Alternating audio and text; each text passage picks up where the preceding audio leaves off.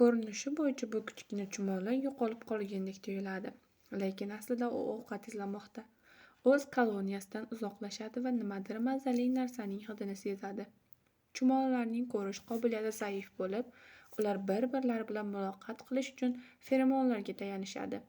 Bu kimyoviy signal bo'lib, chumolilar yo'lida qoldirib, boshqalar qayerga borishini va nima qilishini bilishi uchun xizmat qiladi. Yurishda chumolilar qornlarini turli sirtlarga urib, iz qoldiradilar. Bu juda murakkab aloqa tizimi. Ushbu hasharotlar turli maqsadlar uchun 20 dan ortiq signallar ajratishadi. Ba'zi feromonlar xavf haqida ogohlantiradi, boshqalari esa hamkasblarni ovqatga chaqiradi. Ayrimlari yordam so'rash uchun ishlatiladi. Siz ilgari ko'rgan kichkina chumoli shoxlar va belkuraklar bo'ylab ko'tarilib, birdaniga katta bir bo'lak sendvichni topadi. Kimdir tashlab yuborgan. Shu kabi xazinani sezgan chumol tezda burilib qornini yerga tekkizadi va boshqa yig'uvchi va ishchi chumollar paydo bo'ladi. Chumollar yig'uvchilari bir-birlari bilan antennalar orqali muloqot qiladi. Bu jarayon kerakli ma'lumot g'onaga yetguncha davom etadi. Ko'plab yig'uvchilar o'z ishlarini tashlab, iz bo'ylab topilgan sendvichga yuguradi. Ular ulkan ovqat bo'lagini ko'rib o'ynashadi. Bir nechta kattaroq chumollar askarlar asosiy vazifasi g'onani himoya qilish bo'lganlar, yaqin atrofni patrul qiladi. Shunday boshqa hasharotlar ovqatni tortib ololmaydi. Chumollar xavfli safarga chiqib uyga ovqat olib borishadi, chunki malika kuniga 15 millionta tuxum qo'yadi. Ovqat esa juda ko'p kerak. Chumol malikasi umri davomida millionlab tuxum qo'yishi mumkin. U koloniyadagi eng katta chumoli va yangi chumollar tug'diradigan yagona shaxsdir. Malikasi yillar davomida yashaydi. Bu chumollar maxsus tuxumlardan tug'iladi. Ular oddiy ishchi yoki askar chumollardan farq qiladi. Maxsus tuxumlar koloniyaning ma'lum o'lchamga yetgandagina qo'yiladi. Shunday tuxumdan tug'ilgan chumollar kattaroq bo'lib, qanotli bo'ladi.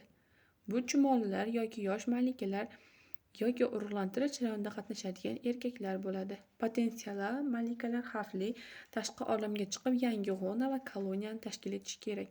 Bu jarayon faqat 500 ta malikadan bittasiga beriladi. Tuxumlar 2 turga bo'linadi. Kelajak ishchi chumolilari ko'paymaydi va malikalar ko'payadi. Chumollar katta yoki kichik tug'ilmaydi. Ularni nimaga boqishlariga bog'liq. Agar katta bo'lsa askar bo'ladi, o'rta bo'lsa ishchi bo'ladi yoki yig'uvchi bo'ladi. Juda kichik bo'lsa ular larvalarni parvarish qilish va g'onani tozalash ishini bajaradi. Har bir chumolining asosiy vazifasi malika uchun xizmat qilishdir. Chumollar sendvichni butunlay qoplaydi. Qoldiqlarni yig'ib, birma-bir g'onaga olib borishadi. Chumollar o'z vaznidan 10-50 barobar og'ir yukni ko'tara oladi. O'z vazni va o'lchamiga nisbatan ularni yer yuzidagi eng kuchli mavjudotlardan biriga aylangan desak bo'ladi. O'lchamlarni hisobga olganda ayrim chumollar juda katta bo'laklarni ko'tarib yuradi. Masalan, salat va pishloq bo'laklarini. Ular hatto non bo'lagini ham tortib ketadi. Bu esa jamoaviy mehnatni o'nlab chumollarning hamkorligi talab qiladi. Askar chumollar hududni patrul qiladi. O'z hamrohlarini himoya qiladi. Chumollar tortib va itarib ovqat bo'laklarini olib boradi. Ko'plab ko'tarilish va tushishlardan so'ng ular deyarli chumol uyasiga yetib keladi. In ichiga ovqat kelishiga tayyorgarlik ko'rilgan va imkon qadar joy bo'shatilgan. Ular koloniyaga kirish tomon yo'lini davom ettiradi, ammo soya tobora kattalashib boradi. Bu ulkan o'g'sa bo'lib, u hamma sendvichdan o'z ulushini olishni xohlaydi. Xavotirga tushgan yig'uvchi chumollar ogohlantiruvchi feromonlar ishlab chiqaradi. Agar chumollar bu hidni sezib yig'uvchilar atrofida himoya perimetrini hosil qilsa, shunda ular xavfsiz joyga yetib bora oladi.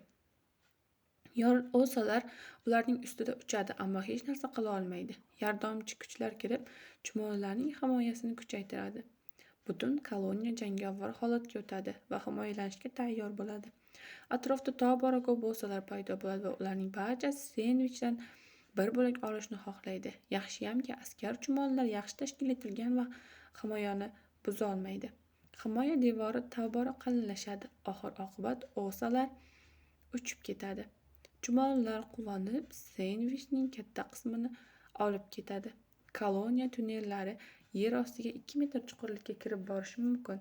Ishchi chumollar vazifasi tunnellarni qazish va uyani qo'riqlash. Qirolicha tuxum qo'yadi. Tarbiyachi chumollar esa lichinkaga g'amxo'rlik qiladi. Lichinkalar yashashi uchun ma'lum harorat zarur. Tarbiyachi chumollar ularni qulay haroratga bo'lgan joyga ko'chiradi. Agar juda issiq bo'lib ketsa, lichinkalar salqin kameralarga olib o'tiladi. Bu jarayon lichinkalar ulg'ayguncha davom etadi. In ichida ko'plab asosiy yo'laklar mavjud. U koloniya hududlarini bog'laydi. Ba'zi tunnellar dam olish va ovqatlanish joylariga olib boradi. Qo'shimcha chiqish yo'llari xavfsizlik uchun qurilgan, ammo bu tunnellardan xavfli jonzotlar ham kirishi mumkin. O'lja bilan chumollar uyga qaytadi va ziyofatga tayyorgarlik ko'radi. Ular juda ozoda va uyni iflos qilmaydi. To'satdan yer qimirlay boshlaydi. Tashqarida yomg'ir yog'a boshlaydi. Chumolilar asosiy kirish yo'lini loy bilan yopishadi. Ammo barcha kirishlarni ham loy bilan yopib bo'lmaydi. Ularni yopishga vaqt yetmaydi. Chumollar suv toshqindan qochadi. Uyi butunlay suv ostida qoladi. Endi ular yangi joy topish kerak. Ular yangi hudud izlay boshlaydi. Dastlab koloniya juda katta bo'lgan. Hozir esa faqat yarmi qoladi. Xavfsiz joy topilgach, qirolicha tuxum qo'yishni davom ettiradi. Shu sababli ular tezda yangi uy quradi. Agar qirolicha yo'qolsa, koloniya parchalanadi. Ular juda ijtimoiy va sadoqatli mavjudotlardir. Yolg'iz holda uzoq yashay olmaydi. Hasharotlar 400 million yil oldin paydo bo'lgan. Chumolilar esa 100 million yil oldin vujudga kelgan. Ular hatto dinozavr davrida ham yashagan. 60 million yil oldin chumolilar ustunlikka erishdi. Hozirda yer yuzida Antarktidadan tashqari qolgan barcha qismda hasharotlar bor desak, mubolag'a bo'lmaydi. Taxminan 12 ming tur chumoli mavjud.